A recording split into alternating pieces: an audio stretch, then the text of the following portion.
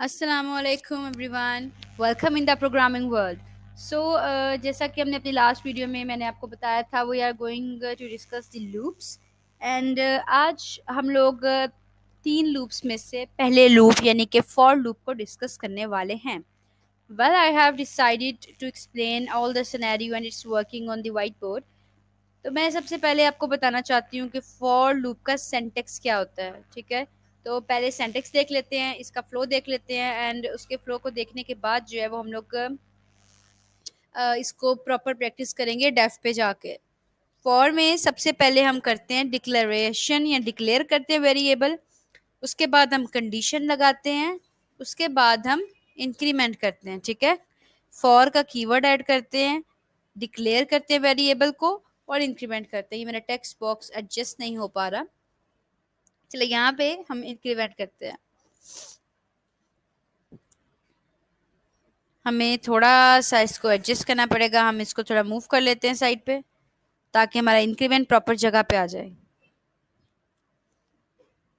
ठीक है, और इंक्रीमेंट करते हैं और इसके आगे हम ब्रैकेट क्लोज करते हैं। ये सारा कुछ जो है वो फॉर के आगे लग जाता है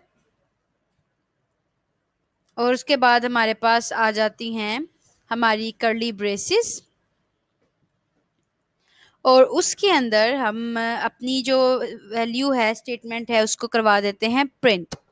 जस्ट सपोज मैं प्रिंट करवाना चाहती हूँ काउंटिंग 1 से 10 तक, तो उसके लिए मुझे ऊपर कंडीशन अलग से लगानी पड़ेगी and according to that condition मेरी सारी वर्किंग चलने वाली है। तो हम यहाँ पर इसका प्रॉपर फॉर्मूला लिखते हैं और उस फॉर्मूले को लिखने के बाद जो है मैं इसको आपको फ्लो समझाती हूँ। फ्लो समझना बहुत ज़रूरी है। अगर आपको फ्लो समझ नहीं आएगा तो फिर आप किसी भी तरह की लूप को प्रिंट नहीं कर पाओगे। तो यहाँ पे जो है पहले मैं इसका फ्लो लिख लेती हूँ। जैसे कि अगर मैं लिख रही हूँ इंट वैल्यू इज इक्वल 6, तो ये होता है डिक्लेयर करना। ये मैं आपको अपनी प्रीवियस वीडियोस में भी बताती आ रही हूँ, इनिशियलाइज करना क्या होता है और डिक्लेयर करना क्या होता है। किसी को उसकी डेटा टाइप असाइन कर देना और उसकी वैल्यू दे देना डिक्लेरेशन होता है, और सिर्फ लिख देना इंट वैल वो होता है इनिशियलाइजेशन। आई प्लस प्लस या फिर ए प्लस प्लस, ये आपने पढ़ा हुआ अरिथमेटिक ऑपरेटर्स में, इसको कहते हैं इंक्रीमेंट। ठीक है, और कंडीशंस तो आपको पता ही है, मैं लगा दूं ए बड़ा है बी से, ठीक है, या बी बड़ा है सी से, इस तरह की कंडीशंस लगाना, या ए इक्वल इक्वल है बी के। तो इस तरह की जो कंडीशंस होती हैं ना, ये होती हैं हमारे पास कंडीशन।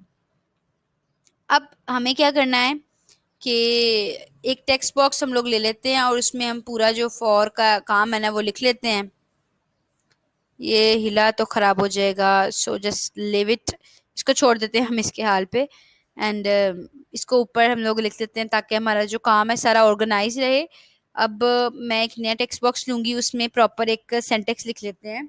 अगर मुझे काउंटिंग प्रिंट करवानी है नंबर्स, ठीक है, I want to print the numbers from 1 to 10।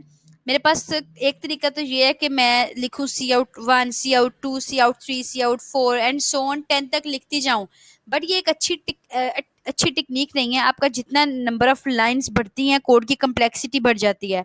तो लूप एक अच्छा एक हल होता है। अगर मैं आई इक्वल रख रही हूँ, मुझे 1 से काउंटिंग प्रिंट करवानी है, तो मैं आई को 1 के बराबर रखूंगी। मैं कंडीशन लगा रही हूँ आई लेस देन है 11 से, क्योंकि मुझे काउंटिंग 1 से 10 तक चाहिए। तो 11 से छोटा 10 होता है, तो 10 तक प्रिंट हो जाएगी। और आई प्लस प्लस मैंने इंक्रीमेंट मतलब फॉर्मूले के अकॉर्डिंग प्लेस कर दिया। अब मुझे बीच में क्या प्रिंट करवाना है, आई को, और ये मेरा लूप इधर आके हो गया खत्म। अब मैं आपको इसका फ्लो समझाऊंगी और इसको आपने बहुत ध्यान से सुनना है कि इसका जो फ्लो है ये कैसे चलता है। ठीक है, सबसे पहले हमारा अपना, मैं जरा इधर से एक पेन ले लेती हूँ फिर ताकि आसानी हो जाए। इंट आई इक्वल है 1 के। इसका मतलब ये है कि पहले मेरा लूप स्टार्ट हुआ, उसने देखा कि आई को वैल्यू मैंने दी हुई है 1, वो 1 पकड़ेगा, उसको कंडीशन में लेके जाएगा और देखेगा कि क्या 1 जो है वो 11 से छोटा है। तो जो 1 है वो 11 से छोटा होता है। ये तो एक ट्रू है। ये जैसे ही ट्रू हो जाएगी ये नीचे आएगा और 1 को कंसोल स्क्रीन पे प्रिंट कर देगा।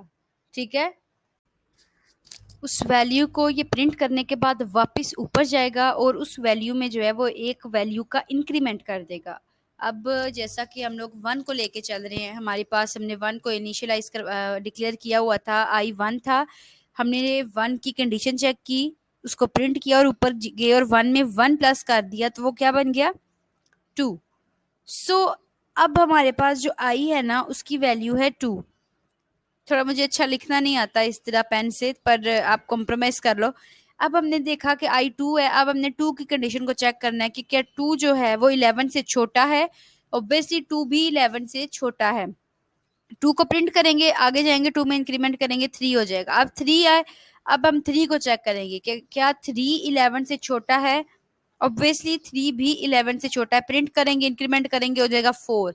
ये सिलसिला उस टाइम तक चलता रहेगा जब तक मेरा आई इंक्रीमेंट हो के 12 हो जाएगा।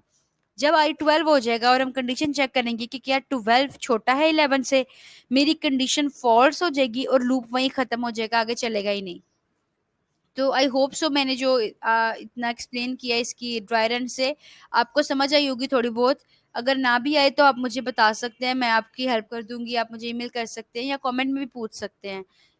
अब हम इसको डेफ स्क्रीन पे जो है वो चला के देखते हैं कि नंबर्स कैसे प्रिंट होते हैं 1 से 10 तक। एक पीस ऑफ कोड में हम नंबर्स प्रिंट करेंगे 1 से 10 तक। हम prime numbers, even numbers print करेंगे, ऑड नंबर प्रिंट करेंगे। सबसे पहले मैं चाहती हूँ हम काउंटिंग प्रिंट करें, तो आई को हम शुरू करेंगे 0 से, आई को हम लेस देन करते हैं 11 और आई में करते हैं प्लस प्लस, और नीचे जाते हैं और सी आउट कर देते हैं हम आई, एंडल लगा देते हैं ताकि जो हर वर्ड है वो अगली लाइन में प्रिंट हो।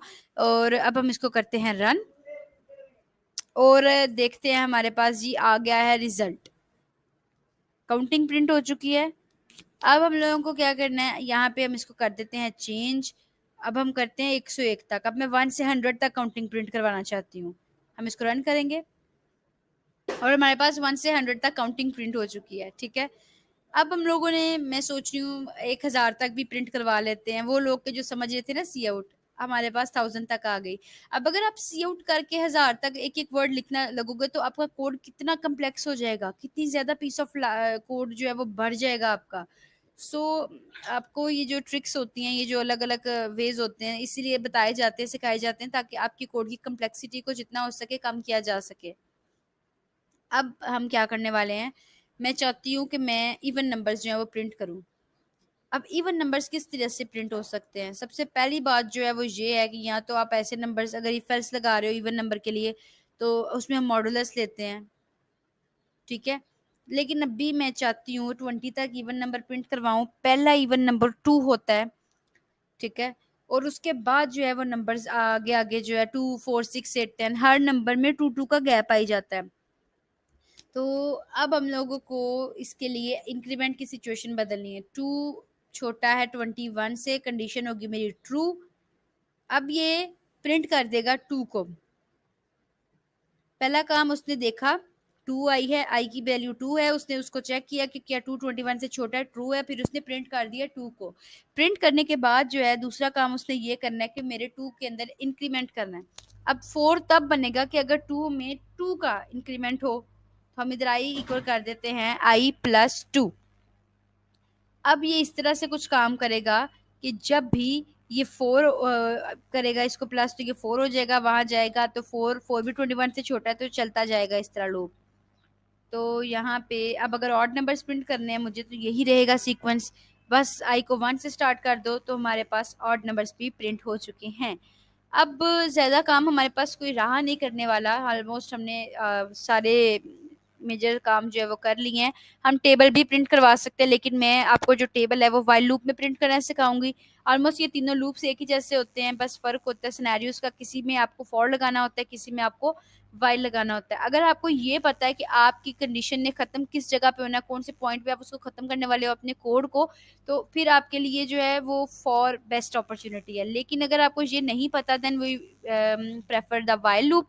सो don't forget to subscribe, and next video तक के लिए अल्लाह हाफिज।